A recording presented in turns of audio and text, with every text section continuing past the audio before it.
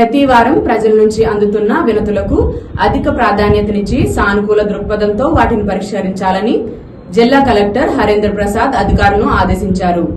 ప్రజా సమస్యల పరిష్కార నిమిత్తం రాష్ట్ర ప్రభుత్వం ప్రతి సోమవారం నిర్వహిస్తున్న ప్రజా ఫిర్యాదుల పరిష్కార కార్యక్రమం కాకినాడ కలెక్టరేట్ వివేకానంద హాల్లో జరిగింది. ఈ కార్యక్రమంలో జిల్లా కలెక్టర్ హరేంద్ర ప్రసాద్, జిల్లా జాయింట్ కలెక్టర్ అపూర్వ భరత్, జిల్లా రెవెన్యూ అధికారి తిప్పేనాయక్, సిపిఓ పి త్రినాథ్ ఇతర అధికారులతో కలిసి హాజరై కాకినాడ జిల్లా చుట్టుపక్కల ప్రాంతాల నుంచి వచ్చిన ప్రజల అర్జీలను, వినతులను స్వీకరించారు.